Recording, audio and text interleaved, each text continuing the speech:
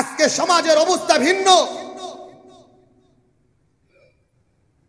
ইসলাম থেকে দূরে সরে যাওয়ার কারণে বিশৃঙ্খলা, অধিকারের জন্য লড়াই, ব্যক্তি চিন্তাকেও সামনে রেখে সমস্ত খারাপ অবস্থাগুলো, দেশের ক্ষয়ক্ষতি করা, এই সমস্ত কিছুর মূল কারণ হলো আমরা ইসলাম থেকে দূরে সরে গেছি।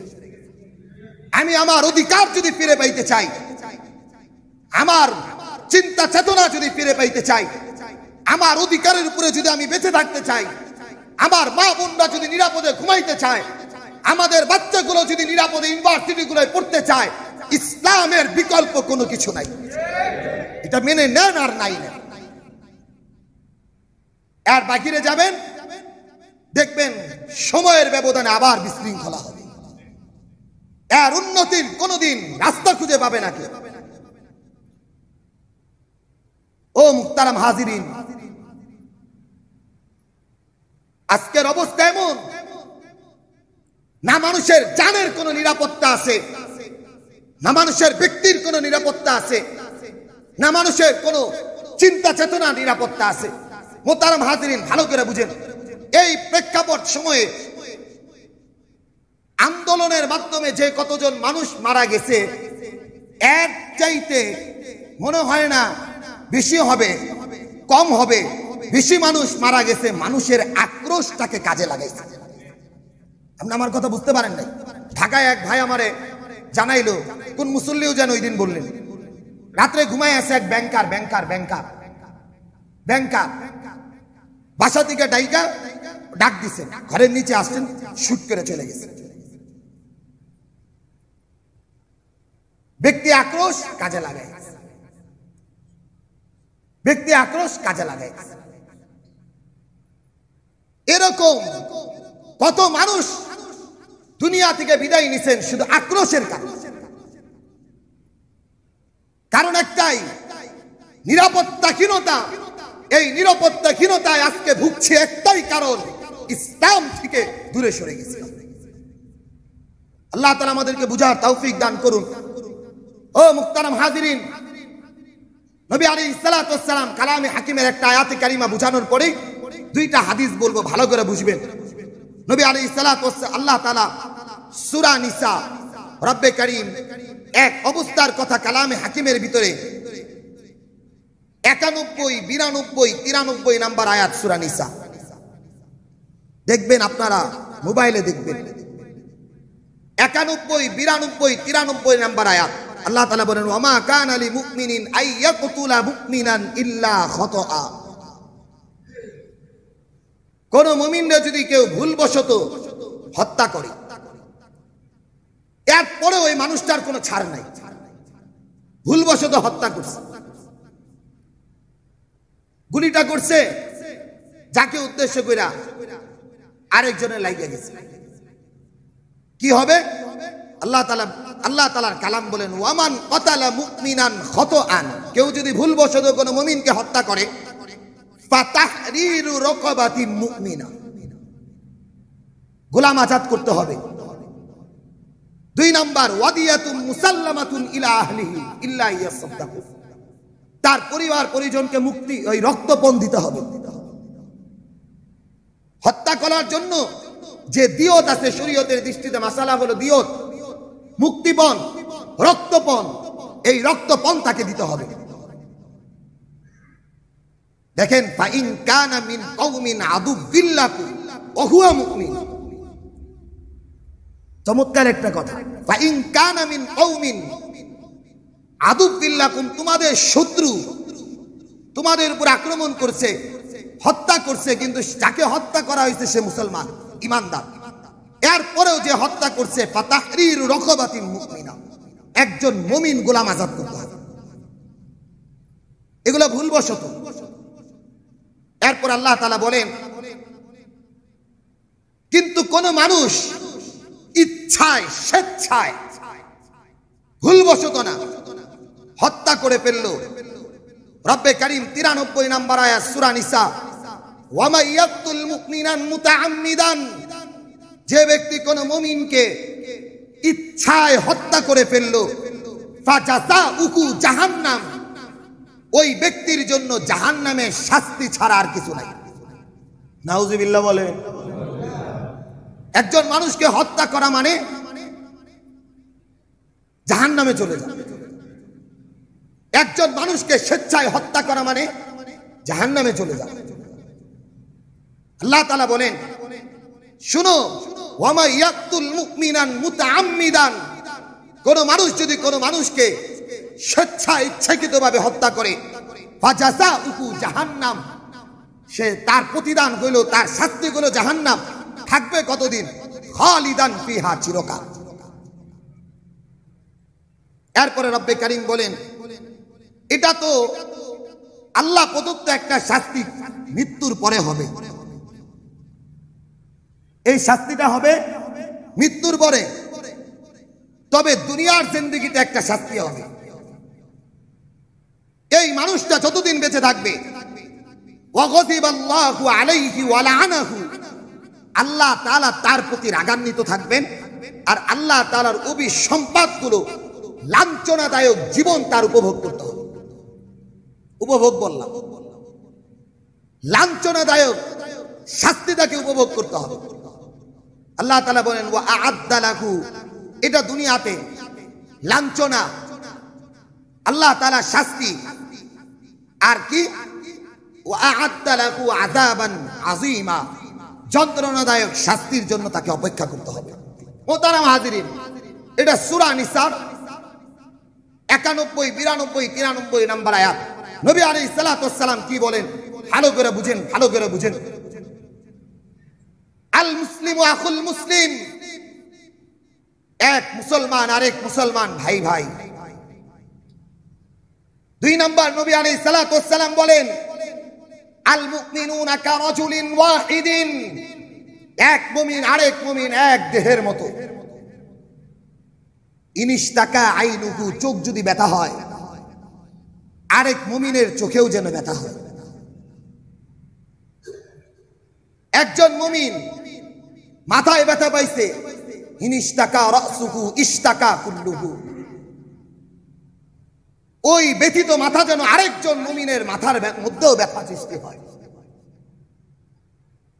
শুধু তাই না মুহতারাম হাজিরিন, নবী আলাইহিস সালাতু ওয়াস সালাম বলেন, আল মুসলিম মান সালিমাল মুসলিমুনা মিন লিসানিহি ওয়া ইয়াদিহি, ওই ব্যক্তি পূর্ণাঙ্গ মুসলমান যার হাত, মুখ, অঙ্গ প্রত্যঙ্গ থেকে আরেকজন মুসলমান নিরাপদ। এরপর আল্লাহ তাআলার রাসূল বলেন, ওয়াল মুমিন, মুমিন ওই ব্যক্তি, মান আমিনাহুন নাসু আলা দিমাইহিম ওয়া আমওয়ালিহিম, যার ধন সম্পদ, যার রক্ত মানুষের কাছে ঈমানদার, ওই ব্যক্তির কাছে নিরাপদ। ওই ব্যক্তি ঈমানদার যার কাছে মানুষের জানমালের কোনো নিরাপত্তা নাই, যেই মানুষের রক্ত মানুষের কাছে নিরাপদ নাই, যেই মানুষের জীবন মানুষের কাছে নিরাপদ নাই, যেই মানুষের অবস্থান মানুষের কাছে নিরাপদ নাই, ওই মানুষ যত বড়ই জুব্বা, যত বড়ই সুন্দর কথা বলুক, কোনোদিন মানুষ হইতে পারে না। মুহতারাম হাজিরিন, এই প্রেক্ষাপট সময়ের অবস্থা শুধু একটা কথা বলি, সারা পৃথিবীর ভিতরে যে সমস্ত রাষ্ট্রগুলো আছে, এর ভিতরে আমাদের দেশ যে একেবারে উন্নতশীল তা না, একেবারে উন্নতশীল তা না। অর্থনৈতিক ভাবে আমার দেশ অনেক দুর্বল, অনেক দুর্বল। যে আমাদের বর্তমান অবস্থায় দেখেন, ব্রডব্যান্ডের লাইনে নেট আসছে, যাদের বাসায় ওয়াইফাই আছে, নেট কিন্তু নাই, নেট কিন্তু নাই। অন্য অন্য বহির রাষ্ট্রে গেলে আপনার নেটের প্রয়োজন, অটোমেটিক কানেক্ট হয়ে চলতেছে, অটোমেটিক কানেক্ট হয়ে চলতেছে মোবাইল। অথচ একটু ক্ষয়ক্ষতির কারণে মানুষ সবাই পিছিয়ে পড়ছে।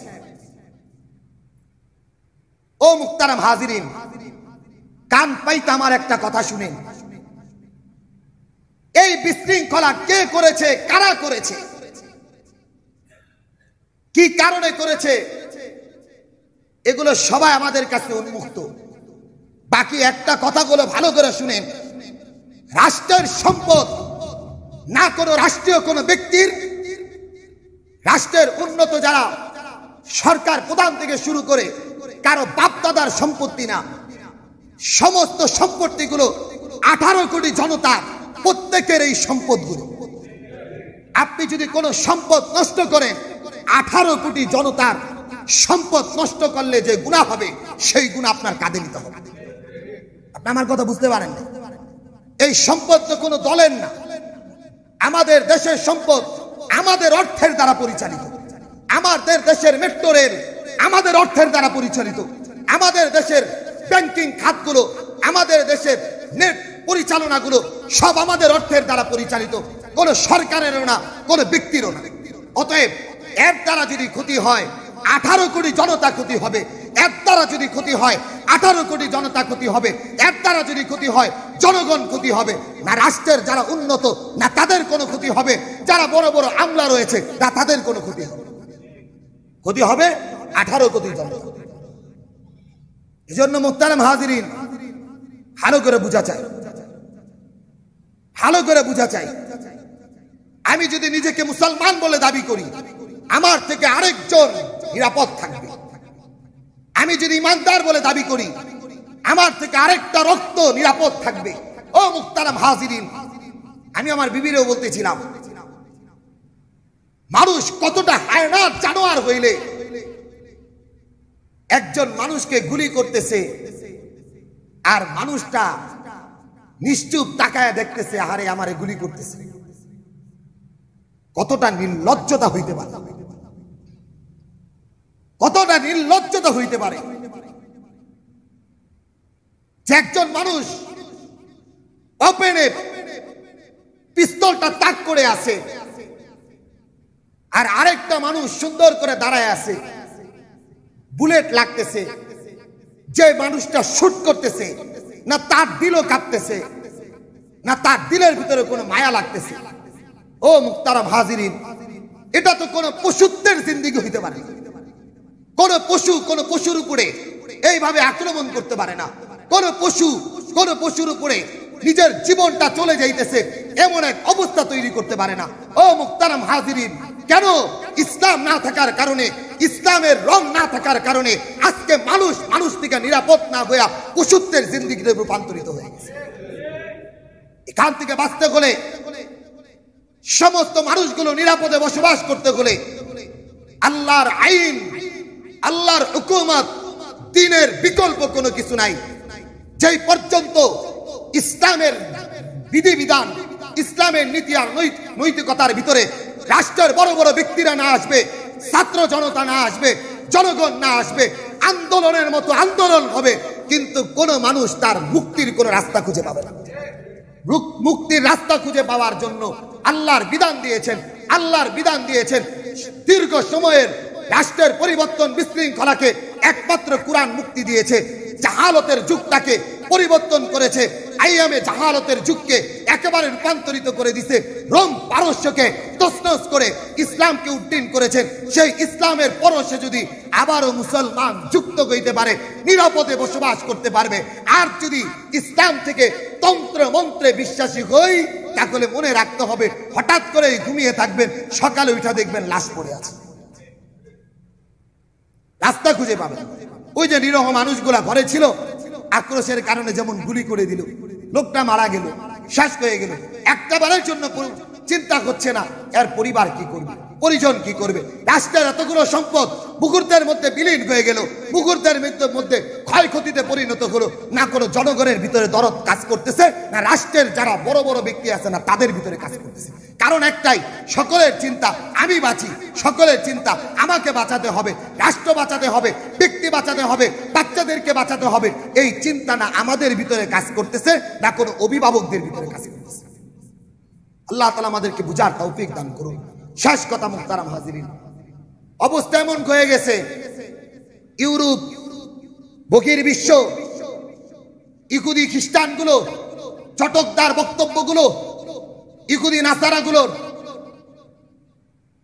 কমিউনিজম, ন্যাশনালিজম, এই সমস্ত চমকদার শব্দগুলো আমাদেরকে বিমোহিত করে রাখছে। ভালোটাও আমার কাছে খারাপে পরিণত হয়ে গেছে। মাঝে মধ্যে একটা গল্প বলি, ভালো করে বুঝেন। এক দরবেশ ছাগল নিয়ে যাইতেছে, 4 বাটপারে রাস্তায় দাঁড়াইছে। প্রথম বাটপারে কইতেছে, হুজুর কুকুরের বাচ্চা নিয়ে কই যান? হুজুর বেড়া তো ছাগলের দিক তাকায়, কয় আরে ছাগল নিয়ে যাইতেছি, কয় কুকুরের বাচ্চা। আবার সামনে যাইতেছে। দ্বিতীয় বাটপারে কয়, হুজুর কুকুরের বাচ্চা নিয়ে কই যান? হুজুর এবার ভালো করে তাকাইছে, তাকায় দেখে না আসলে ছাগলের বাচ্চা। ধমক দিছে, দেখতেছস না ছাগলের বাচ্চা নিয়ে যাইতেছে, কুকুরের বাচ্চা কষ্ট। আবার সামনে গেছে, তৃতীয় আরেক বাটপার কইতেছে, হুজুর কুকুরের বাচ্চা নিয়ে কই যান? এবার মনের ভিতরে একটু খুঁতখুঁতিছে, আসলে কি কুকুরের বাচ্চা? যাইতেছে, এবার একটু ধমক আস্তে করে দিয়ে গেছে, আরে না রে ভাই ছাগলের বাচ্চা। 4 নাম্বার বাটপারে তো দাঁড়ায় আছে, যুক্তি করে বসে আছে। 4 নাম্বার বাটপারে কইতেছে, হুজুর কুকুরের বাচ্চা নিয়ে কই যান? হুজুর এবার কনফিডেন্স আত্মবিশ্বাসের সাথে চিন্তা করছে, 4 জন মানুষকে আর ভুল করবো? 4 জন মানুষকে আর ভুল করবো? দিছে কুকুরের বাচ্চা, মানে ছাগলের বাচ্চা চাইরা, কই ধর তোর কুকুরের বাচ্চা তরাইনি। ও মুহতারাম হাজিরিন, আমেরিকা বলেন, ইন্ডিয়া বলেন, রাশিয়া বলেন, চীন বলেন, জাপান বলেন, কমিউনিজম, ন্যাশনালিজম, ব্যক্তিতন্ত্রগুলো আমাদের কানে কানে দিতে দিতে আমাদের বিশৃঙ্খলার ভিতরে আমাদের রাষ্ট্রগুলো পড়ে যাইতেছে। না তাদের কোনো মাথা ব্যথা আছে, না কারো কোনো মাথা ব্যথা আছে।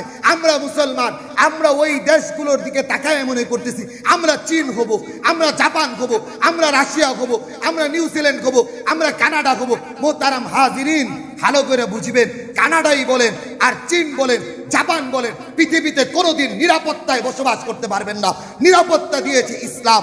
ইসলামের বাহিরে গেলে আগুনে জ্বলতে হবে, এর বাহিরে কোনো রাস্তাঘাট খুঁজে পাবেন। আল্লাহ তাআলা আমাদেরকে বুঝার তৌফিক দান করুন, আমিন।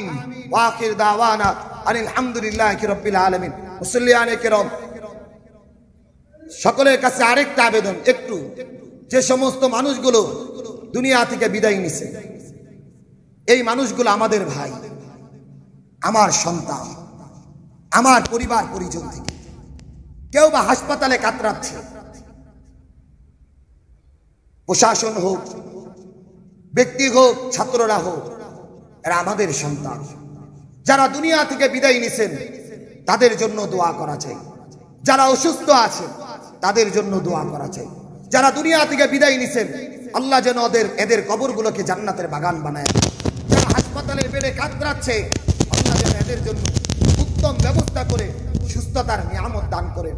এই দোয়াগুলো নামাজের পরে পরে তাদের জন্য করা চাই। কারণ আমার ভাই, আমার সন্তান, আমার পরিবার পরিজন থেকে আক্রান্ত হয়েছে, তার সাথে আমার কোনো রক্তের সম্পর্ক না হলেও আল্লাহ রাসূল বলেছেন, আল মুসলিম আখুল মুসলিম, আরেক মুসলমান আমার ভাই। এই ভাইয়ের অধিকারে আমি তো এতটুকু পারি তার জন্য দোয়া করতে। রব্বে কারীম আমাদেরকে তৌফিক